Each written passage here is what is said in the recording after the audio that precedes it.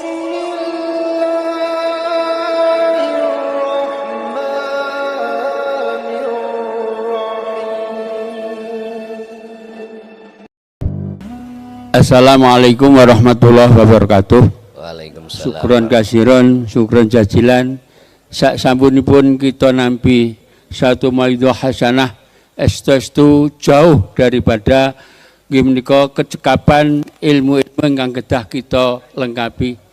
Pramila saking menika Yai, terus terang saking pribadi mungkin saking sedaya jamaah thariqah kita menika lek jahri sampun para nahdiyah ini sampun dipun amalaken inggih menawa wiridipun.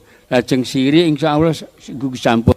Tapi mensiri menuju nggih sirul asror ini terus tangi teknis ingkang paling tepat gunani kados pundi caranipun sehingga napa ingkang sampun panjenengan dawuhaken kala wau tumuju dumateng makrifat Allah Subhanahu wa taala.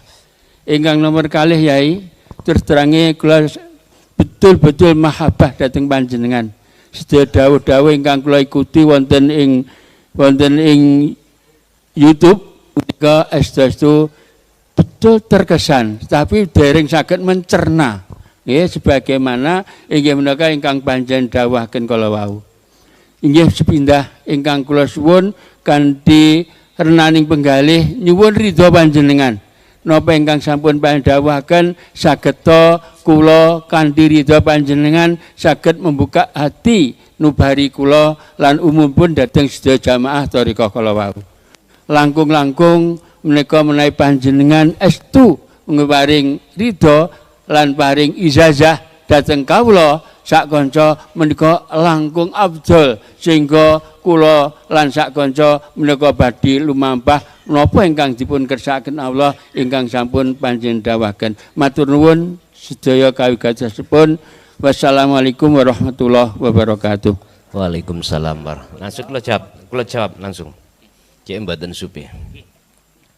Sebagai dasar atas zikir sirul asrar itu tolong dibuka dalam surat Al-Anbiya ayat 87. Ini menceritakan kisah beliau Nabiullah Yunus alaihissalam. Ketika beliau menyampaikan risalah Allah terhadap kaumnya, ditolak mentah-mentah oleh kaum tersebut. Beliau Nabiullah Yunus meninggalkan dakwahnya, meninggalkan kaumnya sambil dalam hatinya mendongkol. Mengapa ajaran yang betul-betul minadz-zulumati ilan nur iki ditolak? Mengapa ajaran yang membebaskan ruhaniyah dari belenggunya hawa nafsu ini ditolak? La ikraha fiddin. Tentang ajaran ini bisa disampaikan di dalam Al-Baqarah 256. Qad tabayyana rusdu minal ghayy. Tidak ada paksaan bagi umat untuk mau mengikutinya, alias hak masing-masing. Ajaran yang mana? Qad tabayyana rusdu minal ghayy. Ajaran yang membebaskan ruhaniyahmu dari belenggunya nafsu. Kita tidak usul-usul karena hati terbelenggu, Pak. Bagaimana mungkin saya di Mojokerto tadi dirantai, saya dicagak oleh Bapak Kepala Desa, saya bisa ke Ponorogo sebelum rantai itu nggak mungkin. Mestinya rantai itu dilepas dulu baru bisa berangkat ke Ponorogo. Bagaimana mungkin perkara yang dijadikan nafsu membelenggu di dalam ruhaniyah kita itu belum terlepas, kita bisa wusul pada Allah? Nggak bisa. Apa yang dijadikan oleh nafsu sebagai belenggunya hati kita? Hubbus syahawah. Saya bicara atas dasar Quran. Bukan ijma' qiyas.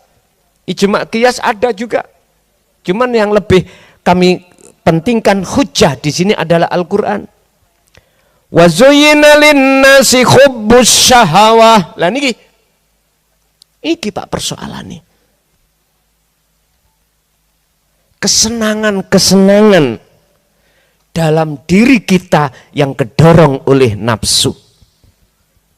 Sehingga pada akhirnya kita bercinta kepada hubbus syahawah.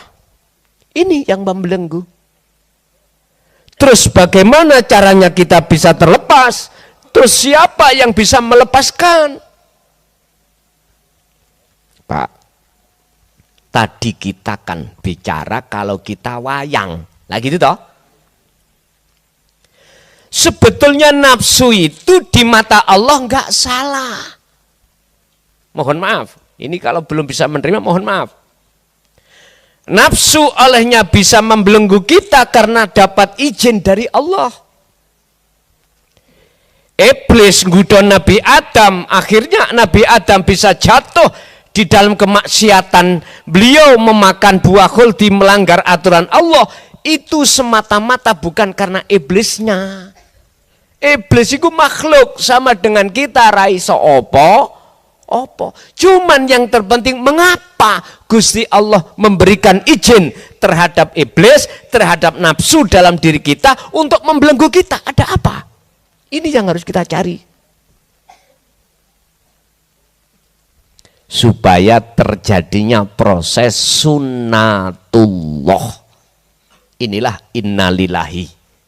Sekarang harus wa inna ilaihi rajiun. Yang kedua, liyabluwakum ayyukum ahsanu amala. Semata-mata iblis didatangkan Allah terhadap Nabi Adam untuk ngetes, nguji seberapa setianya Nabi Adam terhadap Allah. Sama dengan kita. Seberapa setia jenengan, hati jenengan pada Allah, yang sudah pernah kita berjanji tidak akan pernah menyembah, memuja, memuji, bercinta kecuali hanya Allah. Alastu birabbikum, jenengan jawab qalu bala syahidna. Iya, siap. Akhirnya kita mayoritas kebanyakan nyunsep. Tahu nyunsep? Mengikuti jalannya nafsu. Inilah yang disebut hati yang terpenjara oleh hawa nafsu. Akhirnya jadi budaknya hawa nafsu. Pak, Nabi Yunus dikira ketika keluar meninggalkan dakwah itu aman gitu dah? Mboten. Kisahnya beliau itu tinggalkan kaum sambil gerutu dalam hatinya. Padahal kaum dia menolak, ada yang menerima, itu semata-mata dari Allah. Karena Allah, cuman pertanyaannya mengapa si A dikersakno Allah nolak, si B dikersakno Allah nerimo. Lah ini yang harus kita cari. Ada yang sami'na wa atokna, ada yang sami'na wa asoyna. Sebab apa? Allah itu seperti itu. Ini ada asbabun nuzulnya juga. Nyun sewu. Jenengan ngelak, mesti mencari minuman. Apa sebabnya jenengan cari minuman? Jawabnya sebab jenengan iki ngelak. Ketika itu didatangkan, terus sampai unjuk, berarti datangnya air, itu sebab dalam keadaan kita itu haus. Ini asbabun nuzulnya. Mengapa kita harus makan? Karena kita lapar. Jadi ada asbabun nuzulnya itu. Walladzi arsala rasulahu bil huda wa dinil haq liyudhhirahu 'ala dini kullih walau karihal kafirun. Ini mengapa Allah mengutus utusannya untuk ke tengah-tengah umat dengan membawa hidayah dan dinul tauhid, dinul haq. Karena hati kita itu dalam keadaan terpenjara oleh hawa nafsu. Simple saya katakan, bagaimana cara kita melepaskan diri dari belenggu itu? Dzikron katsiron. Sama yang teliti dah. Al-Ahzab 4142. Mengapa di situ ada fi'il amar, kok di belakangnya itu ditutup Allah dengan maf'ul mutlak? Cara anak pondok ngoten niki gak main-main, Mbak. Dzikron menjelaskan dzikir yang bagaimana yang bisa melepaskan belenggu di dalam diri ini. Jujur, makanya saya katakan bukalah di dalam surah Al-Anbiya 87 tadi. Inti yang kami ambil di situ adalah la ilaha illa anta. Anta, bahasa anta itu sudah dekat, Pak. Isim, nama, belum tentu, mas jauh. Huwa, dia. Kalau anta berarti dekat. Ini mendekati ke ihsan iman kita. Terus diterangkan di dalam kitab Hikam oleh Syekh Ibnu Athaillah, trap-trap atau tahapan-tahapan la ilaha illa anta itu ada 3. Pertama adalah su'aul basyirah. Mohon maaf.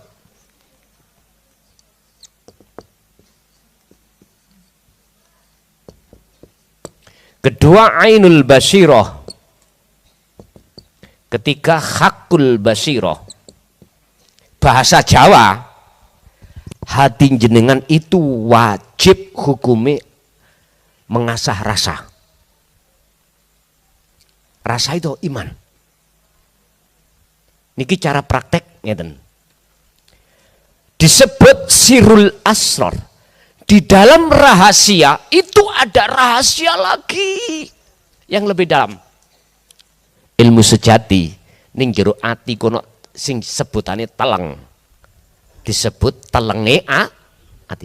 Niki cara bahasa thariqah kula. Bisa Anda sampai ke teleng lewat wukuf qalbi. Piye carane praktek wukuf qalbi? Piye carane? Bon, Yon sewu. Su'aul basyirah, dalam hati jenengan iku ada iman yang benar, imanul haq yang disebut ihsan, Pak. Iman yang sudah tidak lagi selain Allah dalam hal apapun. Apapun tanpa kecuali. Contoh, jenengan sholat. Hati sampean iku harus merasakan kehadiran Allah hidup dalam diri jenengan. Itulah yang menggerakkan Anda. Itulah yang disebut al-hayyu wa huwa wujudullah. Wong Jawa ngarani ngger ya kuwi sesebutane urip kang sejati. Nah, urip kang sejati. Kuwi nek wis menemukan urip kang sejati, kau akan ketemu sejatine urip. Loh niki mboten main-main Pak iku, Pak. Lho estu. Sampean kudu duweni pangrasa. Artine kudu ngrasakne kehadiran Allah wujudnya yaitu hidup dalam diri jenengan. Hanya karena hidup itulah Anda ini seakan-akan bisa berdiri sendiri. Padahal Anda berdiri karena ada yang mendirikan. Ini prosesnya di dalam su'aul basyirah. Enggak boleh jenengan itu ngaku-ngaku bisa berdiri sendiri. Enggak boleh. Makanya dikatakan tauhidnya anta itu berarti Allah sudah terasa dekat. Fa'ilam takun taro, apabila kau tidak bisa melihat wujudnya Allah, nanti di ainul basyirah. Ya su'aul basyirah artinya Anda harus merasa kalau selalu dilihat oleh Allah. Artinya jenengan iki gak boleh ngaku-ngaku bisa bergerak sendiri, bisa nafas sendiri, bisa melihat sendiri, mendengar sendiri. Anda di dalam hati harus mengasah Allah nyalah, hidup itulah sebagai sang aktor, sang penggerak dalam diri jenengan. Niki sik ana loro lho ya. Ada yang digerakkan, ada yang menggerakkan. Ini prosesnya, Pak. Di dalam cara mempraktekkan bagaimana? Gini. Mbah sampean kali kula dulu pernah dawuh ngeten. Dengan bahasa Jawa, "Le, kuwi kudu isok topo ning papan rame, ya kudu topo ning papan sepi." Niku jawabannya ternyata ada di surah Al-Insan 2526. Wadhkur isma rabbika Muhammad bukratan wa asila wa minal laili fasjud lahu fasabbihu lailan tawilan. Niki artinya apa, Pak? Ketika saat jasad sampan kali kula berinteraksi dengan urusan dunia, jasad loh niki, alias jenengan kali kula repot, jasad iki gembul bojo, anak, penggawean, apapun, hati sampean jangan pernah gembul makhluki. Hati sampean harus terus berkomunikasi kepada Allahnya. Caranya apa? Fungsekno dikir sirul asal iku pangroso mau. Hati sampean harus merasakan semua apapun yang bergerak ini, di situ ada sang penggerak yang mata dohir tidak bisa melihat, tapi mata hati ainul basiroh jenengan harus merasakan, meyakini semua yang menggerakkan adalah Allah. Ini gak diucap di lisan tapi dirasa. Inilah namanya su'aul basiroh. Jenengan waktu aurat, jenengan waktu solo, waktu kholwat khususia, membaca ini membaca itu, tolong hati lepaslah rasa keakuan diri yang bisa membaca. Jenengan dalam thariqah bermanakib, tolong waktu itu hati sampean lepaslah keakuan makhluk kita yang bisa melakukan. Ini caranya. Inilah yang disebut su'aul basiroh. Barang siapa yang terus mengasah ini, maka semakin tajam hatinya pada Allah. Otomatis inilah yang Allah maksud, yuhibbukumullah wa yaghfir lakum dzunubakum. Allah akan menjadikan kau sebagai kekasihnya, dan seluruh kesalahan, lebih-lebih kesalahan ruhaniah kita yang beriman pada selain Allah, Allah ampuni. Quran, Pak, niki bukan koran, tapi Quran. Urusan percaya gak percaya terserah jenengan. Sama dengan filosof, ada air netes ke batu. Berhubung air itu netes terus, lama-lama batunya itu bolong, lobang. Sama jenengan kalih kula, tatkala dzikir itu sampean asah terus, yang tidak mengenal waktu dan tempat, tidak mengenal keadaan, terus hati berzikir lewat rasa itu, maka pasti akan Allah pindahkan ke tahapan yang kedua, ainul basirah. Inilah pertemuan yang kumaksud dengan Allah. Ingat, jenengan dzikir yang mendikirkan juga Allah. Jenengan dari rasa menuju bertemu yang memindahkan juga Allah. Bapak Ibu hadirin rahimakumullah. Terus bagaimana cara saya untuk mempraktekkan dzikir tersebut ketika saat jasmani lepas dari urusan dunia? Wa minal laili fasjud lahu fasabbihu lailan tawilan. Dengan malam yang panjang gunakanlah hatimu untuk senantiasa bersujud, tunduk dengan hukum Allah. Fasabbih, dan membersihkan hati dari iman selain Allah. Gampang. Ngeten. Jenengan tidak kiaman, nggak bisa berdiri, waku udan bisa berduduk, nggak bisa duduk, wa ala junubihim, boleh untuk berbaring, dengan berbaring. Pun sampai masuk di dalam nafas, keluar masuk napas, sampai sebut namanya Allah. Kalau jenengan wong muslim sebut nama Allah sambil dalam hati sampai merasakan, menemui siapa di dalam napas itu. Jawabannya mesti Allah wujudnya. Pun sampai ikuti ya terus ini. Nanti jikalau jenengan iki diperjalankan Allah di alam mukasyafah, jangan takut, jangan khawatir. Sebab ini perjalanan spektakuler. Kadang-kadang jenengan ngalami ruhaniyah itu keluar. Kadang-kadang jenengan bertemu terhadap nafsu-nafsu dalam bentuk wajah panjenengan.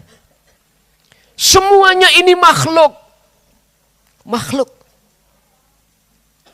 Bahkan kalau boleh saya katakan, di alam mukasyafah ini tempat gaibnya makhluk. Apakah ditemukan malaikat? Ini semua makhluk. Apakah jenengan ditemukan para nabi dan rasul? Semua makhluk. Tujuan sampean untuk bertemu Allah di maqam musyahadah. Jadi jangan pernah jenengan mengambil kesimpulan ketika saat dimasukkan Allah di alam mukasyafah, dibukakan pintu kasyaf, jenengan sudah mengatakan saya sudah wusul. Belum, Pak. Belum. Walaupun jenengan iku di dalam alam mukasyafah penuh dengan karomah, jenengan iku tahu isi hati seseorang, tahu apa yang terjadi, itu masih makhluk. Bahkan nyun sewu, jenengan dijak Allah jalan-jalan, diperjalankan ke surga, melihat keadaan neraka, itu pun masih makhluk. Tujuan sampai Solo, wusul bertemu Allah, likok datang Allah. Tondo kalau itu wusul, nanti di musyahadah jenengan sesuai dengan proses sampai dzikir sirul asrar. Nanti kalau sudah ainul basyirah, bertemu Allah dikatakan makrifat, otomatis hakul basyirah menyatakan di dalam diri sampean tidak ada yang lain kecuali Allah. Apakah kalau dikatakan makrifat itu saya melihat wujudnya Allah itu saya makhluk? Bukan. Nyun sewu, sangkan paraning dumati itu di situ. Dikatakan makrifat bertemu Allah, apakah mungkin kita sebagai makhluk yang tidak punya sifat wujud, sifat kita adalah adam, tidak wujud, bisa melihat yang wujud? Gak mungkin. Yang bisa melihat sing wujud, ya sing wujud sendiri. Berarti yang melihat Allah wujudnya ya Allah sendiri. Itu terjadi setelah dalam hati sampean telah kefanaan perkara selain Allah, termasuk diri jenengan sebagai makhluk nanti akan hancur. Faktulu anfusakum, bunuhlah keakuanmu sebagai makhluk. Niki proses qadariyah menuju napa? Jabariyah. Jenengan kalau masih ada di qadariyah, mboten saged memahami di qadariyah, mesti protes. Mesti protes. Artinya gini, Pak. Dikatakan makrifat Allah, bukan perkara ini makhluk bisa melihat wujudnya Allah. Mboten. Makhluk ini fana pun. Fana. Nggak percaya? Buka sejarah beliau Nabiullah Musa alaihissalam di dalam surat Toha ayat 11 sampai ayat 14. Bagaimana kondisi Nabi Musa ketika menginginkan melihat wajahnya Allah? Semaput toh, gunungnya hancur. Itu artinya makhluk siapapun tidak bisa melihat wujudnya Allah. Karena sifatnya makhluk itu adalah adam. Tidak ada. Apa mungkin perkara yang tidak ada itu bisa melihat yang ada? Gak mungkin. Yang bisa melihat yang ada adalah yang ada itu sendiri. berarti inilah yang kumaksud. Nyun sewu, nafi itsbat, fananya selain Allah dan tetapnya hanya Allah. Wis nek wis oke tak jamin gendeng kamen.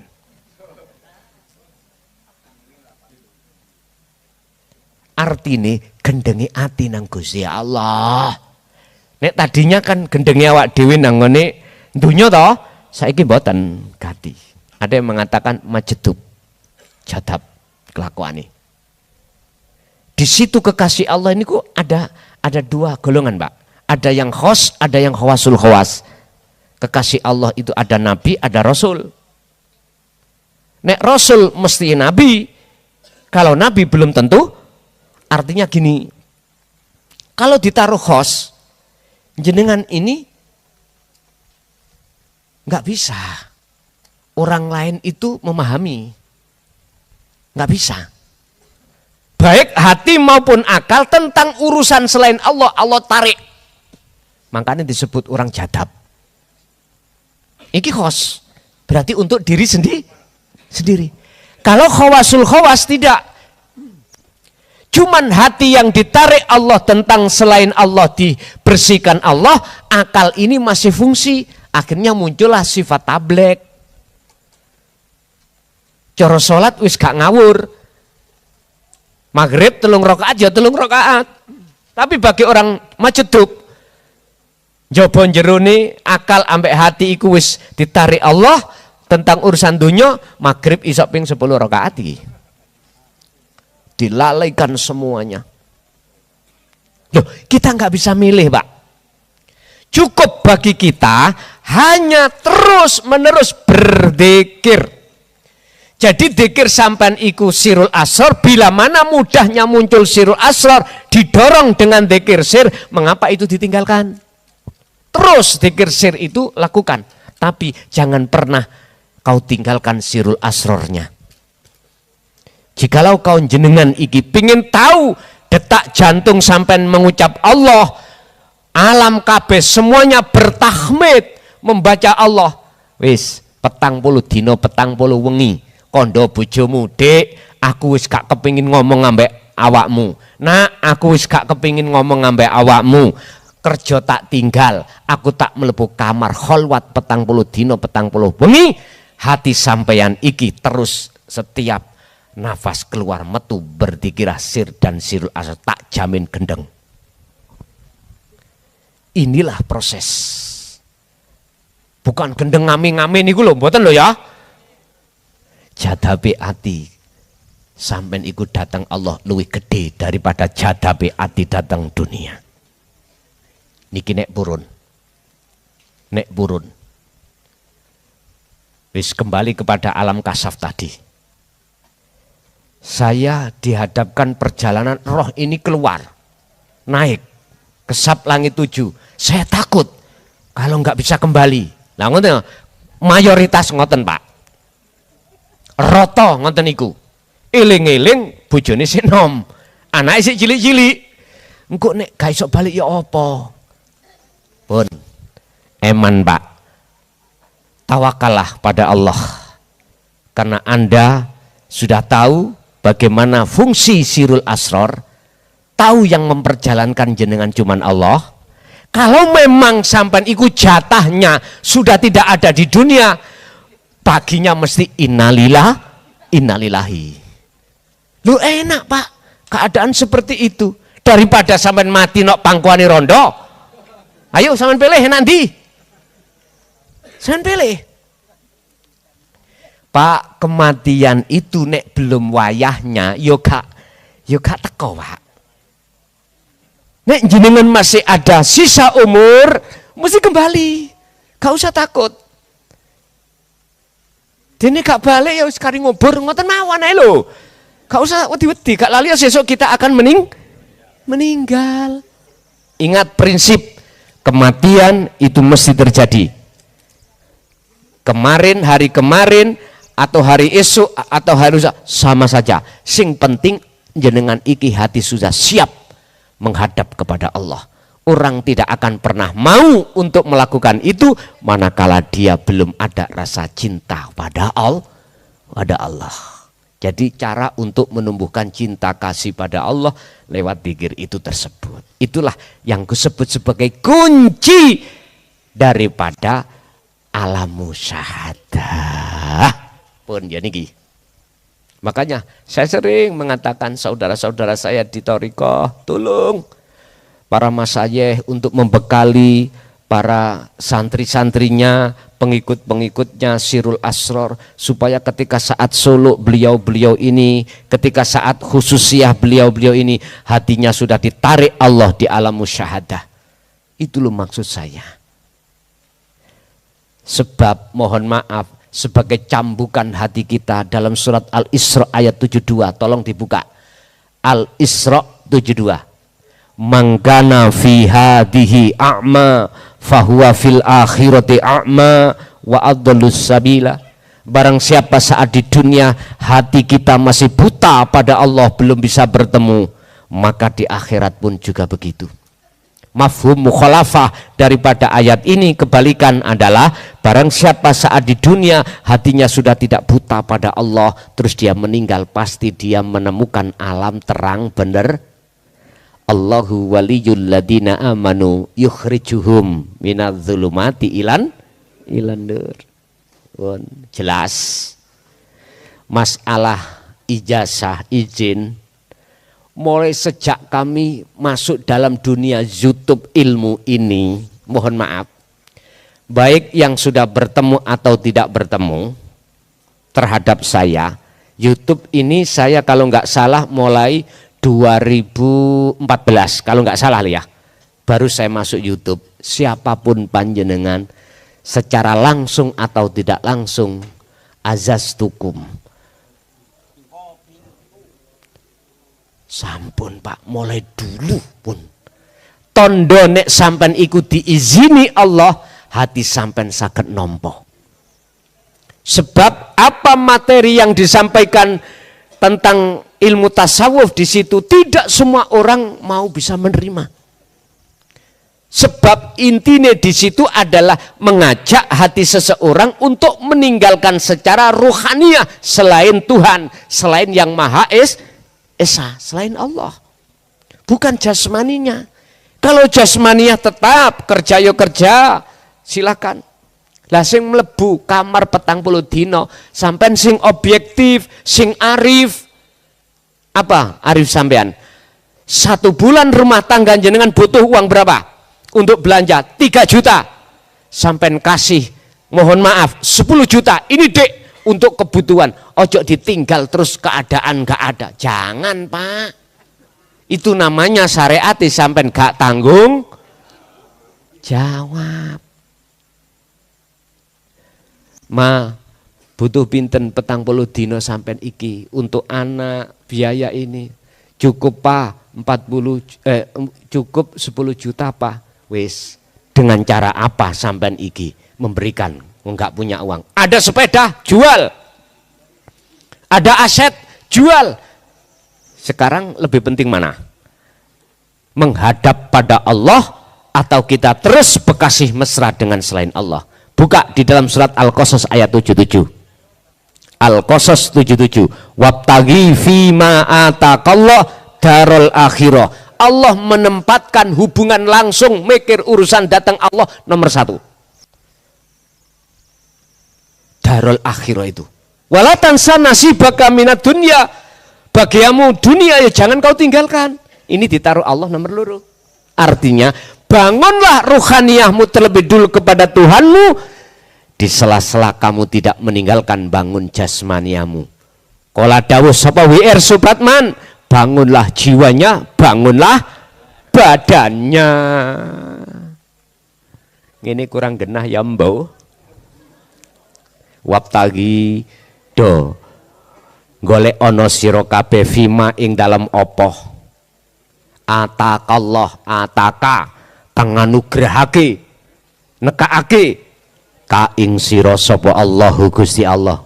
Mana berupa mana yang Allah datang darul akhirah. Ya inilah Pak, hubungan langsung roh dengan Allah. Itulah tali langsung hati sampai datang Allah sirul asar. Titik. Bon. Lanjut.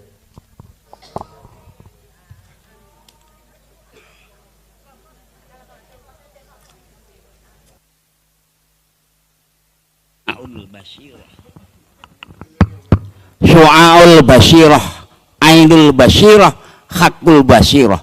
Untuk pertanyaan selanjutnya dari ayah. Oh ya ya, oke.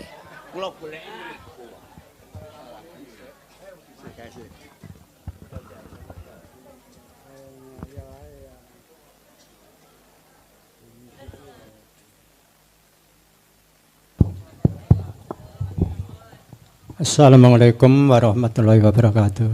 Waalaikumsalam warahmatullahi wabarakatuh. Sebelum Mbak bertanya, mohon diizinkan untuk menceritakan pengalaman teman saya Bejo. Teman saya tahun 91-an itu melihat di TVRI ada ajaran khusyuk yang mahal sekali. Waktu itu si Bejo itu kerja di perusahaan masih digaji Rp100.000. Nah di TVRI ditelepon bayarnya itu 1.250.000. Berarti bayaran 1 tahun hanya untuk belajar khusyuk. Nah saya dilihat di YouTube, lah kok enggak bayar sama sekali. Rasanya sih Bejo itu kayak menemukan emas 1 gunung yang sangat berharga sekali. Terus akhirnya si Bejo ini enggak bisa ikut bimbingan khusyuk. Nah, akhirnya pada tahun 2000 sampai 2003 si Bejo ini sakit-sakitan terus sehingga medis itu enggak menemukan penyakit, enggak mengatasi.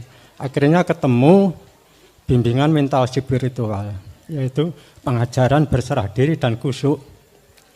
Ternyata betul di situ bisa untuk wasilah kesembuhan.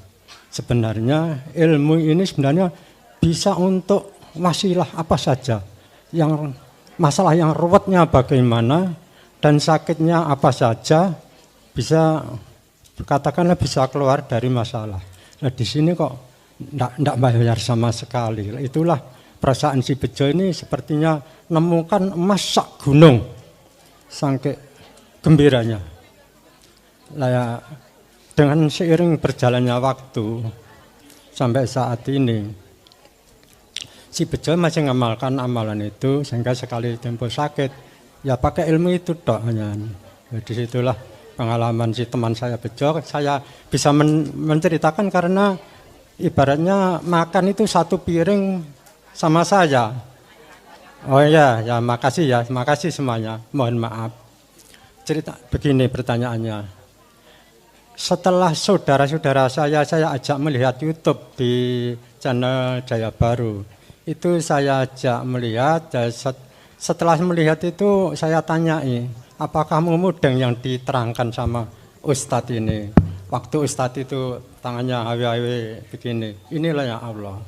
Ya. Karena ada ayat kum anfusakum ahlikum naro, akhirnya saya berniatan untuk menjelaskan kalau boleh. Apakah boleh menjelaskan tata cara berserah diri dan meditasi untuk mencapai alam musyahadah dan menjelaskan ini loh Allah yang diterangkan Ustadz tadi, apakah boleh? Kalau boleh insya Allah diteruskan, kalau enggak ya enggak apa-apa. Itu satu. Yang kedua, saya pernah bertanya sama guru yang belum dijawab. Seandainya di WA belum dijawab, seandainya pertanyaan ini tidak sopan atau enggak kurang ajar, enggak, yang kedua ini enggak perlu dijawab. Begini, pengalaman si Salik waktu wiritan sholat Isya itu dibawa sama nikmat yang luar biasa. Akhirnya nikmat karena tahu-tahu masuk di dimensi lain.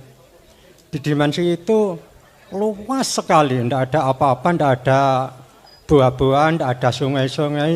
Lah itu apa dikatakan kira-kira yang di alam yang musyahadah itu? Kalau itu dan itu tidak sengaja. Salik ini tidak sengaja masuk ke situ lah, dimasukkan. Apakah menurut pengalaman guru itu bisa masuk ke situ? Kalau seandainya masuk, bisa masuk dengan sengaja, bagaimana caranya? Sampai di situ pertanyaan saya. Terima kasih dan mohon maaf semuanya, terutama kepada tuan rumah karena saya hadir di sini tidak diundang. Nah, teman-teman mayoritas itu diundang. Mohon maaf yang sebenarnya. Akhirnya kata assalamualaikum warahmatullahi wabarakatuh. Waalaikumsalam warahmatullahi wabarakatuh.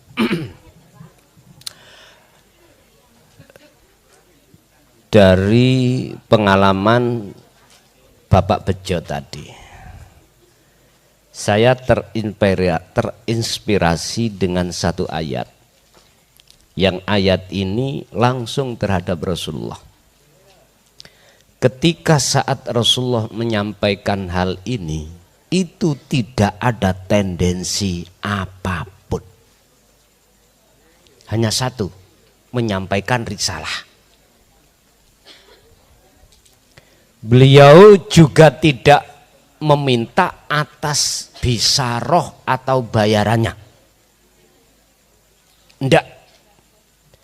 Hal ini akan bisa terjadi terhadap siapapun kalau tidak pernah ngaku kalau dirinya yang menyampaikan.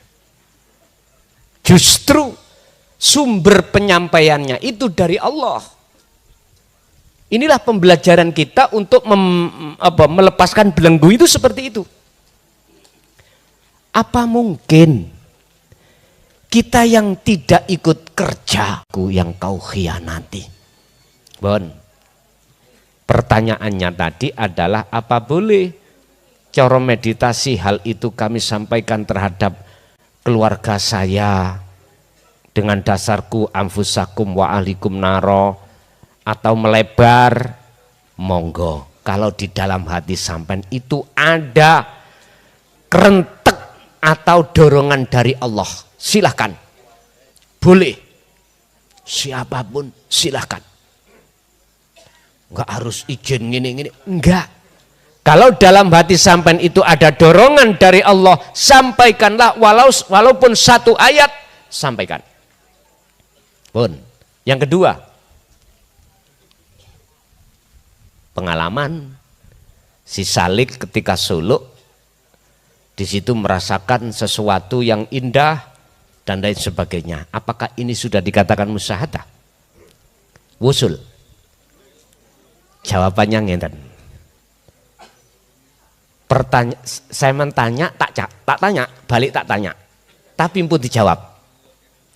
Apakah ketika saat itu keakuan diri jenengan makhluk itu masih muncul? Jangan dijawab. Tak jawabnya sendiri. Jikalau masih muncul, itu masih di sekitaran alam muka syafah.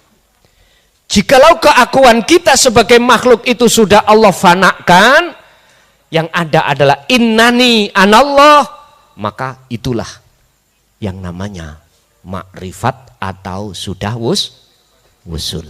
Tadi saya katakan tandanya wusul, la yarawna li anfusihim syai'an. Kedua, bal yusyahiduna annal fa'ila huwallahu ta'ala. Yang berlaku di dalam keakuan diri jenengan itu hanyalah Allah. Sudah enggak ada dua. La ibsor wa mubsor wa basor. Yang melihat tadi disebut salik, yang dilihat disebut khalik, yang mata untuk melihat, semuanya ini fana. Yang ada apa? Mun sampean deleng mriki. Ini. Anda tidak akan bisa menyebut karena Anda sudah tidak ada. Yang bisa menyebut adalah dirinya sendiri. Akhirnya dijawab di dalam surah Toha tadi ayat 14. Innani anallah. Apakah pertanyaan Rasulullah Muhammad juga menyampaikan ini? Buka di dalam surah Al-Anbiya 25. Dari dasar inilah saya beranikan diri untuk bersikukuh menyampaikan yang selama ini terkesan tidak disampaikan. Wama arsalna min qablika mir rasulin illa nuhi ilaihi annahu la ilaha illa ana fa'budun. Niki Al-Anbiya 25. Muhammad, aku tidak mengutus utusan sebelummu. Rasul maksudnya mulai Nabi Adam sampai Rasulullah, termasuk dirimu, kecuali harus mengemban, menyampaikan, mengamalkan tentang tauhid la ilaha illa ana. Ini yang nggak dibuka di media umum. Sejak tahun 2014 Pak, ini kami mencoba masuk di dalam YouTube. Saya manfaatkan YouTube itu. Sebetulnya kami sudah terhitung 25 tahun ini menyampaikan tentang la ilaha illa anta wa ana. Ini cuman untuk masuk YouTube insya Allah sekitar 2014. Mohon maaf, resiko apa yang kami hadapi di situ bukan seenak niki Pak. Saya pernah diusir dari Korea saya, kampung saya. Bahkan saya dipenjarakan 3 tahun. Tidak ketemu anak, tidak ketemu istri, gak ketemu siapapun. 3 tahun. Saya coba. Tapi tidak menjadikan saya ke belakang, terus ke depan. Bahkan di dalam LP ya, saya pun sampaikan terhadap warga binaan. Dan itu konangan Pak, dari Mojokerto langsung di layar ke Madiun. Tahu di layar? Sing tahu mlebu penjara mesti tahu. Ngacung, sing tahu mlebu penjara ngacung. Mboten enten. Enak Pak mlebu penjara itu. Lho nggih. Turu ya diopeni diwenehi. Ya, mohon maaf. Kita makan itu dikasih Pak. Pagi, siang, sore 3 kali. Tidur ya dijogo. Pernah sampai tidur nih nama sampai nolok satpam ini? Enggak pernah. Artinya bahagialah ahli zuhud itu kalau masuk penjara. Jenengan nek kepingin mlebu penjara tak kandhani penak gampang. Wong liwat joto sono. Nek perkara mlebu. Rasakan kepingin tahu, makan dikasih, tidur dijaga. Tapi gunakanlah itu bisa bermanfaat. Beruzlahlah, bertapalah, bermeditasilah, berkholwatlah, berzikirlah terus menerus. Karena Anda kesempatan yang bagus, jenengan tidak berinteraksi dengan keluarga, tidak berinteraksi dengan kerja. Enak, itu kalau mau.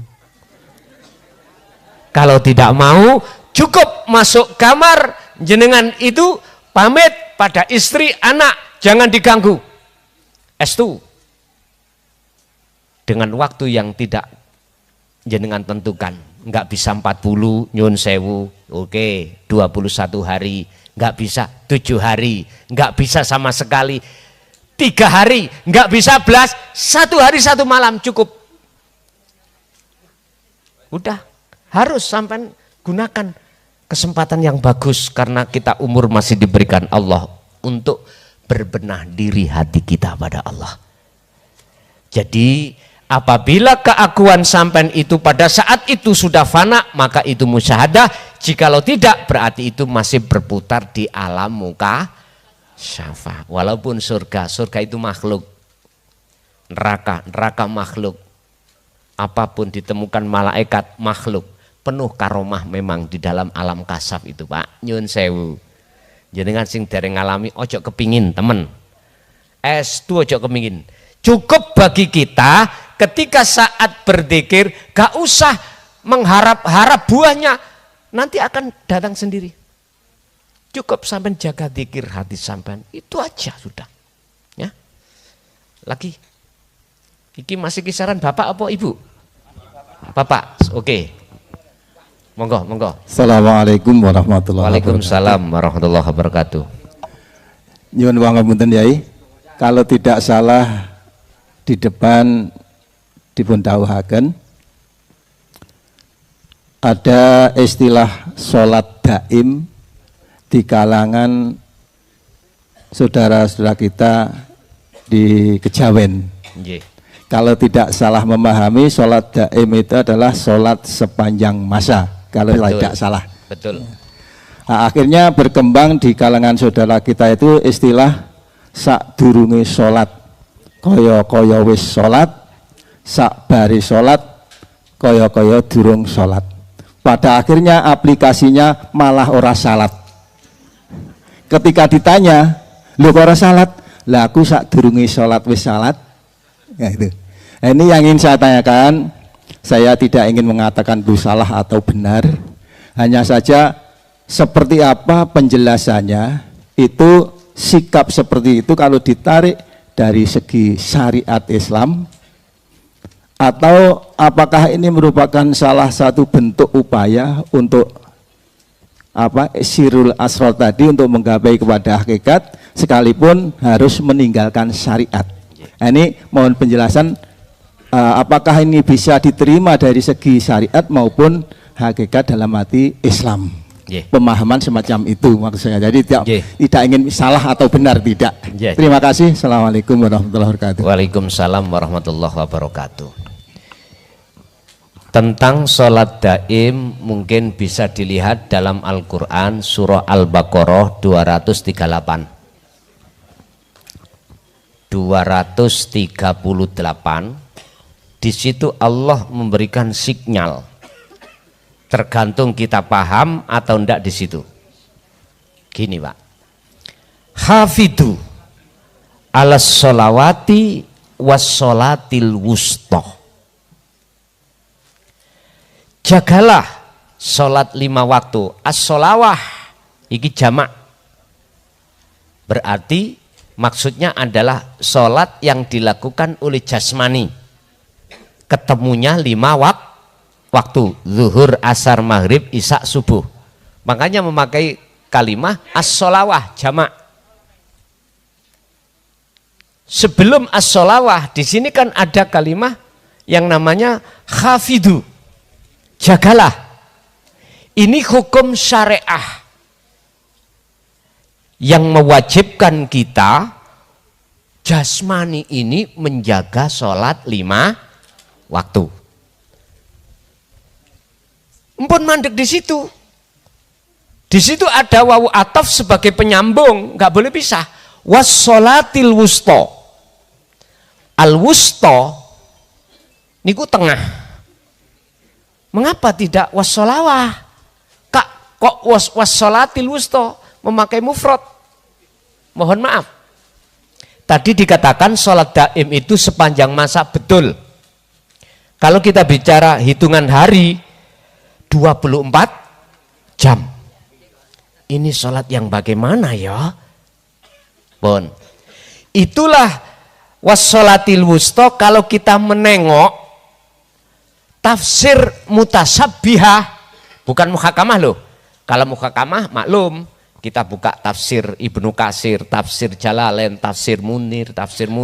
Di situ khilafani. Ulama khilaf.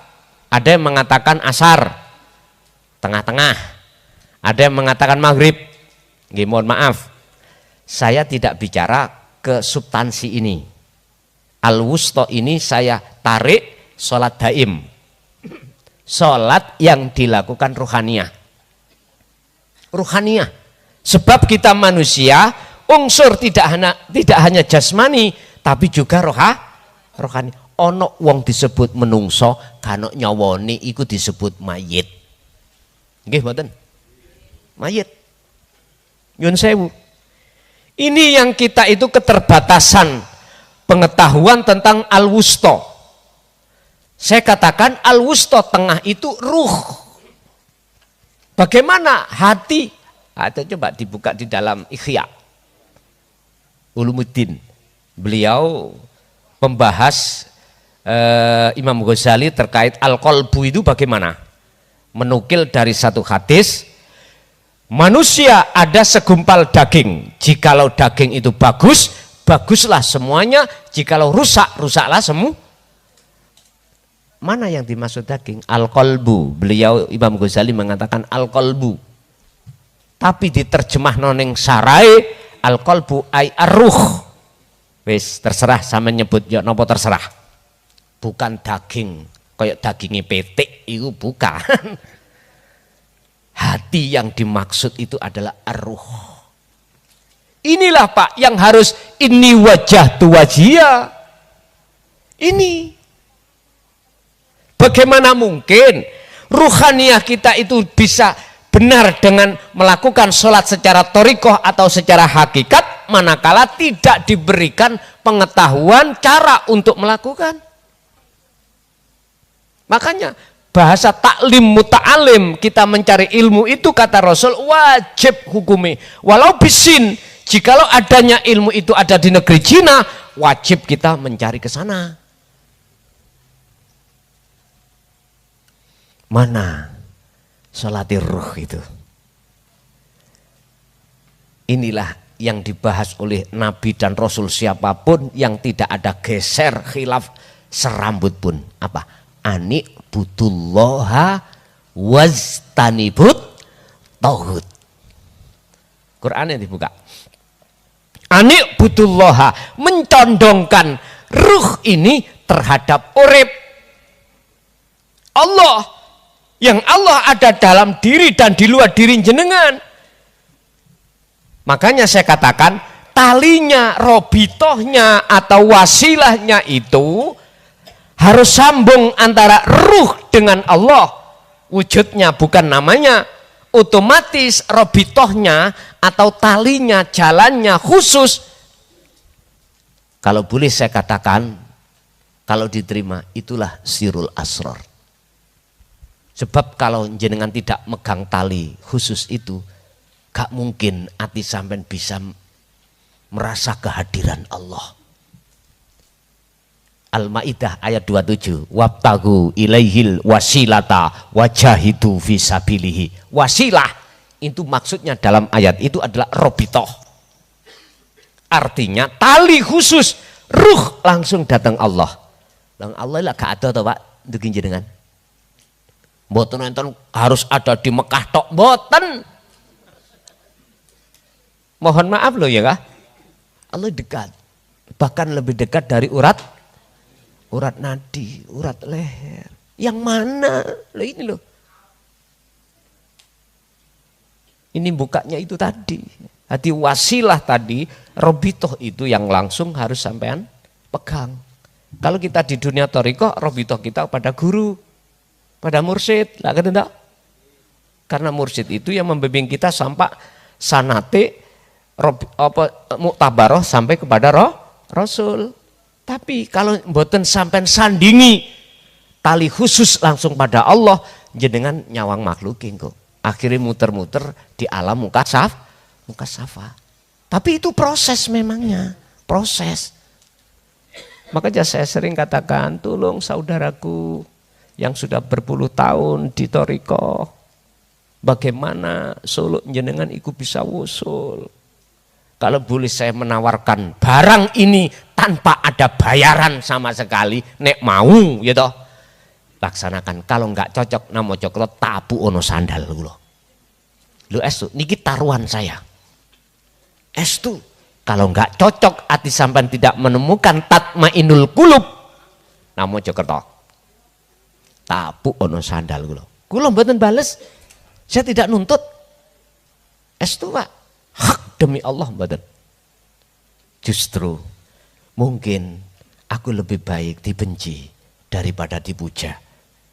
Kalau dibenci aku bisa koreksi diri. Kalau dipuja aku akan bangga. Akhirnya saya dadi bolone Kemarin kitab yang kami tulis sarah dari kitab Hikam pasal 156. Kulo nyarai itu dari Tuban, pulang ngaji dari Tuban di mobil nyarah. Udah ketemu 156. Ternyata di situ bagaimana sikap kita ketika masyarakat memuja kita. Padahal sifat puja itu jelas milik Allah. Alhamdu utawi sekabai puja dan puji iku lillahi mung kagungane Gusti. Bagaimana kita biar tidak kepleset dengan tipu daya nafsu. Di sarah itu sudah kami jelaskan. Nanti bisa kami bukukan, sementara ini masih berbentuk mushaf Pak. Berbentuk mushaf. Jadi walaupun saya berangkat ke sini di tengah jalan ya terus saya. Sing paling berat bagi saya itu Pak ya, nulis Quran lewat HP. Berat. Klunu. Masalahnya gini, ketika saat saya nulis dengan tangan saya, niki sejarah. Sudah selesai, saya bawa ke Jakarta. Setelah kami taskhihkan para masyayikh dari sisi nahwu sorofnya atau balaghah manteknya, saya bawa ke Jakarta. Kemudian di Jakarta ditolak. Harus berbentuk PDF. Tahu PDF? Dari Word ke PDF. Waduh, wong kini kita itu nggak pernah nulis Arab di laptop. Nggih mulai klunu. Berat. Sekarang biar saya bawa bisa kemana-mana, naik laptop kan besar, HP nulis. Itu nanti saya simpan di laptop, nanti diubah ke PDF baru. Kami klarifikasikan kepada Menkumham secara nasional, bagaimana bisa diakui secara nasional, di sana diproses, mungkin diteliti, barulah surat izin datang. Jadi kitab pertama, edisi pertama dan kedua sudah dapat izin. Jadi untuk siapapun boleh. Ini cara penjualannya atau mentasarufkannya itu tidak sembunyi. Resmi secara negara terakui. Urusan gelem nrimo gak nrimo bukan urusan saya. Sing penting tugas saya sudah selesai. Basyirau wanadiron. Itu Pak. Jadi kembali kepada sholat daim tadi. Ketika ruhaniyah sampai ikut membawa dzikir sirul asrar wa'tasimu bihablillahi jami'ah. Kalau bahasa di dalam surat Al-Baqarah 256 itu wa may yakfur bitaghut wa yu'min billah faqad istamsaka bil urwatil wuthqa. Lamfiso malah tetap sampai gecoki rapat kemana-mana hati sampai itu hanya merasakan kehadiran Allah. Itulah yang disebut inni wajah tuat menghadapi ruh pada Allah. Inilah yang disebut sholat daim. Pertanyaannya adalah apakah cukup jenengan secara ruhaniyah saja yang sholat, ya dah? Jasmaniyah tidak sholat. Ini pertanyaan yang menohok, gitu. Jawaban saya sederhana. Ikut sistem mana jenengan kalih kula niki? Wasilunkah, majdubunkah? Saya tidak akan pernah menyalahkan. Anda untuk menuju takarrub, mendekat dan bertemu Allah itu sistemnya ada dua. Dibuka di dalam Al-Hikam. Ada yang sistem majdubun, ada yang sistem wasilun. Kalau bertanya Rasulullah pakai apa? Wasilun. Apa wasilun? Menjaga hukum syariat di tengah-tengah hukum hakikat. Atau saya balik, menjaga hukum ruhaniyah di tengah-tengah hukum jasmaniyah. Kalau majdubun, ndak saenae dewe. Dasar apa saya tidak berani menyalahkan? Sing gawe ngono ya sapa? Pun akhirnya hati tidak hasut, Pak. Tidak mudah menyalahkan orang. Disitulah pedoman saya. Nyuwun sewu. Semua orang gak mungkin, Pak, ingin awake loro, ekonomi seret, lah ngono ya. Semua pingin lancar-lancar saja. Tapi Allah apa mungkin ngelancarno sampai terus tanpa seret? Hukum sunnatullah tetap itu berjalan.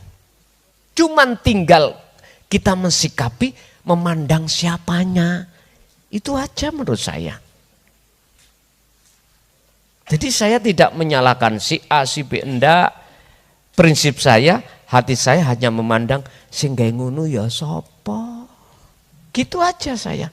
Biar tidak ada ruwet dongkolan di dalam hati saya. Hati saya sendiri loh ini. Aku nggak melibatkan orang lain. Cuman Kalau kita kembangkan satu pertanyaan, mengapa Allah satu sisi memperjalankan si A dengan sistem majedubun, si B sistem wasilun? Itulah rahasia Allah sendiri.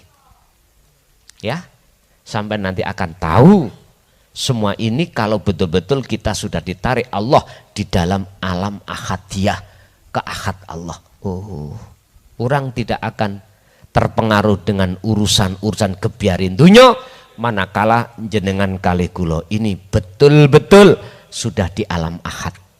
Intinya jenengan bisa hidup di alam nyun sewu, hidup di tengah-tengah air yang asin seperti ikan alias tidak mati, sampai tidak akan terpengaruh ke asini air laut.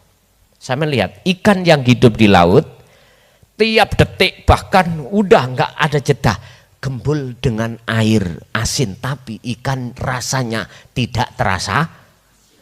Sampai boleh hidup di tengah-tengah masyarakat menjalankan hukum syariat.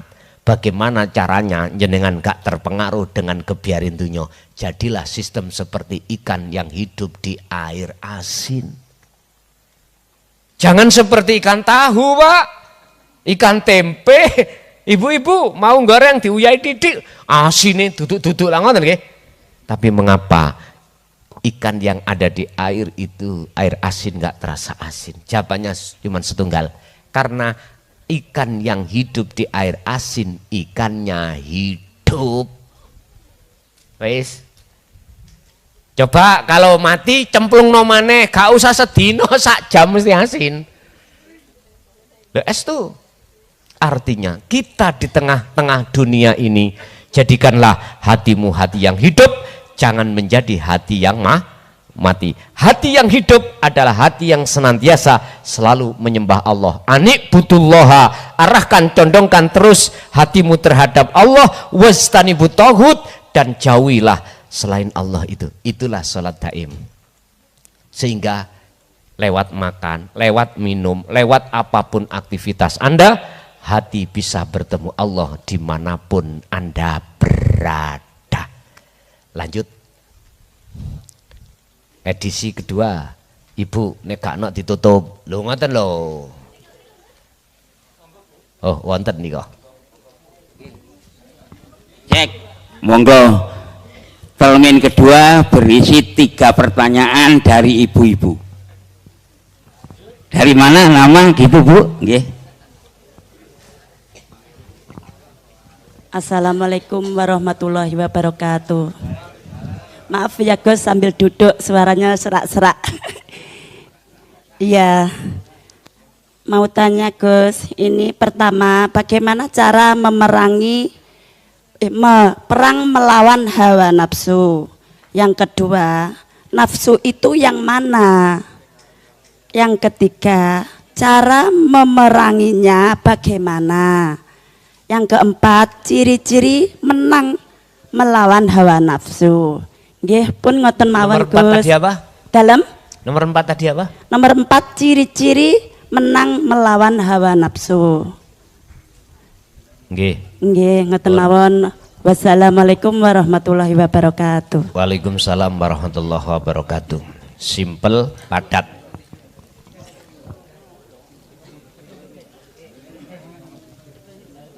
Allah dawuh dalam surah Al-Baqarah 208, innahu sak temene nafsu atau iblis lakum kedue sira kabeh manungsa iku aduun mungsuh mubinun kang pertelo kang nyata. Sesungguhnya iblis atau nafsu itu adalah musuhmu yang nyata, wahai manusia. Bagaimana Anda bisa memerangi wong Anda tidak tahu nafsu? Allah jelaskan ciri-ciri nafsu di dalam surah Yusuf. Nafsu niku ada yang mengajak hatimu lupa pada Allah, melalaikan. Yang kedua, illa rohima Rabbi.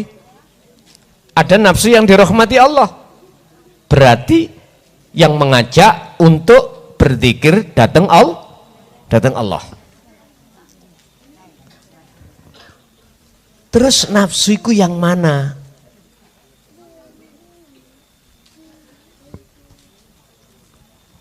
Di situ ada huruf 3, Pak.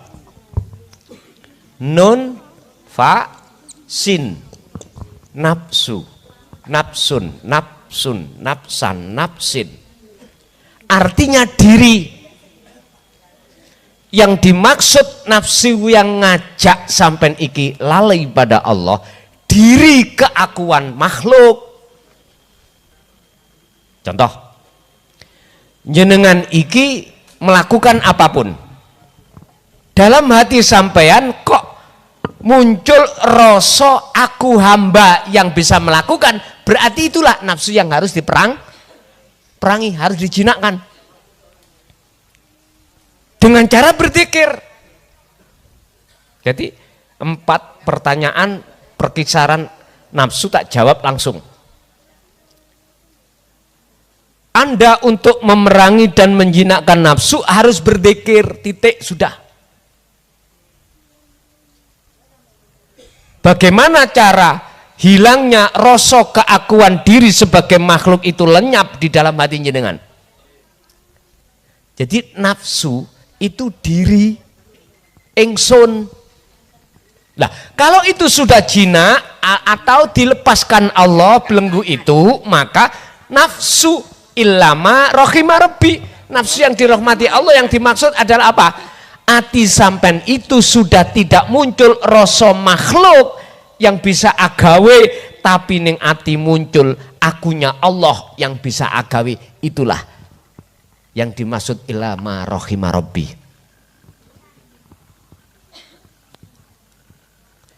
Berarti nafsu yang dimaksud secara hakikat adalah pengakuan diri sebagai makhluk. Itulah nafsu.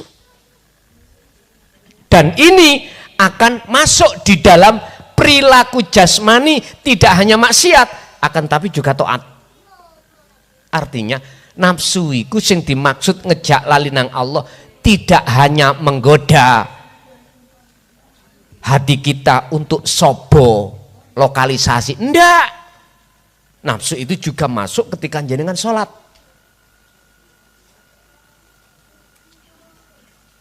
Nafsu itu ngomong ini, aku ridho awakmu lalai nang Allah, tapi aku gak ridho nek awakmu suluk nuju bertemu Allah. Gak ridho nafsu itu. Aku diri wau lho, gak ridho. Letak kita diperintahkan untuk merangi atau jinakkan. Rasulullah hadis sahih mengatakan jihadul akbar, perang yang paling besar-besaran, Brontoyuda, adalah merangi hawa nafsu. Jihad merangi hawa nafsu niki di tengah-tengah umat. Carane sampai tidak boleh lepas dari zikir, ini kuncinya. Terus ciri-ciri kalau jenengan ini nafsunya sudah jinak atau sudah jenengan terlepas dari belenggunya apa? Ketika jenengan ngelampai nopo mawon, aktivitas apapun, tondo-tondo kalau ciri-ciri nafsu ini sudah jinak, ati sampean rasa sing muncul itu bukan makhluk. Rasa sing muncul di dalam dada jenengan itu adalah hanya Allah. Satu-satunya, apakah sing wujud, apakah sing berkuasa, apakah yang segala-galanya. Selain daripada itu dalam hati sampean sudah lenyap, termasuk diri jenengan. Ini Bu cirinya. Nomor 2, Ar-Ra'du ayat 28. Orang-orang yang beriman watatmainul qulub bidzikrillah, dia olehnya bisa hatinya tenang, tentram, damai karena berzikir. Ati sampean tentrem, ayem, adem, senajano walaupun Anda ini dihadapkan Allah takdir qobdi alias gak enak, contoh awak loro, ekonomi seret, serba kekurangan, hati jenengan sudah tidak terpengaruh, tidak bisa terpengaruh, alias hati sampean selalu anteng. Oleh anteng sebab ngeco idikire. Titik. Lanjut.